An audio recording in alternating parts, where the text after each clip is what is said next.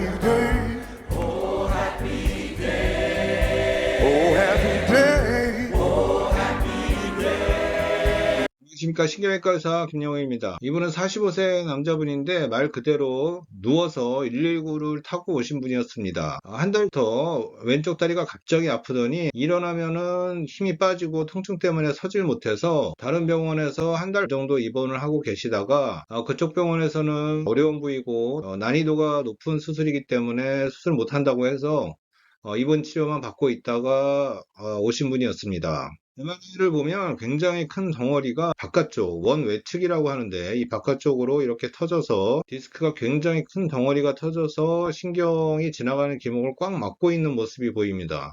오른쪽이랑 비교해 보면 확연한 차이가 있습니다. 디스크가 원래 이렇게 동그랗게 생겼기 때문에 이 면이 매끈해야지 이쪽을 척추신경이 지나가게 됩니다. 이렇게 지나가게 되는데 이렇게 지나가는 척추신경의 길목에 돌멩이처럼 큰 돌멩이가 하나 박힌 겁니다. 그래서 자동차 터널에 큰 돌멩이가 하나 꽉 박혀서 통행이 안 되는 그런 상태가 된 것입니다. 그렇기 때문에 평소에 아주 건강하고 멀쩡히 잘 다니시던, 운동도 잘하고 건강하시던 분이 이렇게 서지를 못하는, 걷지도 못하는 그런 상태로 한 달 동안 누워 계시다 오신 것이었습니다. 이 원외측 디스크 탈출증은 통증이 굉장히 심하고 또 다리 쪽에 마비가 오는 경우가 흔합니다. 척추관 협착증도 증세가 매우 다양하듯이 디스크 탈출증도 탈출증이 어느 부위로 되느냐에 따라서 증세와 또 통증 강도가 굉장히 다양합니다. 이쪽 부위로 터지는 디스크 탈출증은 아주 통증이 심하고 증세도 아주 심합니다. 그리고 마비도 동반되는 경우가 대부분입니다. 그래서 이 덩어리를 빼내는 내시경으로 치료가 필요했던 분입니다.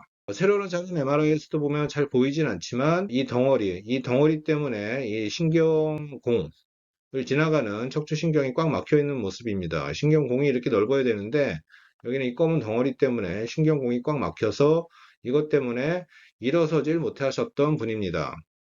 한 달 반 정도 된 디스크 탈출증은 기간이 그렇게 많이 지나지 않았기 때문에 수술을 하면 경과가 굉장히 좋습니다. 바로 일어나서 걸으시는 분도 있고 거의 정상으로 회복되는 경우가 있습니다. 그래서 이분도 내시경 수술을 해서 완전히 제거를 했을 때 바로 좋아지니까 환자와 보호자분이 굉장히 신기해하시고 이렇게 빨리 좋아질 수도 있냐고, 그 병원에서는 못한다고 했는데 어떻게 이럴 수가 있냐고 신기해하셨던 기억이 있습니다.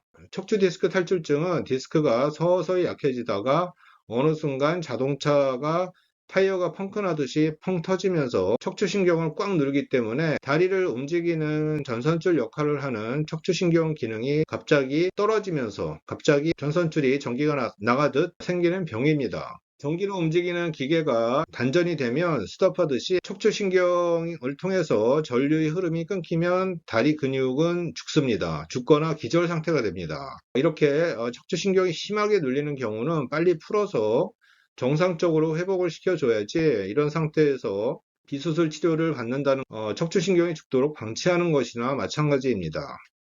척추 디스크 탈출증이나 척추관 협착증은 근육의 문제가 아니라 척추신경의 문제입니다. 신경이 죽어가는 것을 살려내야 하는 것이 척추관 협착증과 척추 디스크 탈출증의 치료의 근본 목적이 되어야 합니다. 통증만 없애는 것은 근본적인 치료가 아니기 때문에 어떨 때는 아주 위험한 비과학적인 치료가 될 수가 있으니 항상 조심하시기 바라겠습니다. 팔과 다리에 전에 없던 통증이 갑자기 생기거나 다리에 힘이 빠지거나 팔에 힘이 빠지는 증세가 생기면 먼저 통증을 없애는 치료를 받을 것이 아니라 정확하게 MRI를 찍어서 어떤 병변이 생겼는지를 진단을 받은 후에 어떤 치료를 받는 것이 가장 좋을지를 선택을 하시는 것이 가장 좋은 지름길입니다. 지금까지 척추관 협착증, 척추 디스크 탈출증을 치료하는 신경외과 의사 김영호였습니다. 감사합니다. My Jesus was. He washed my sins away.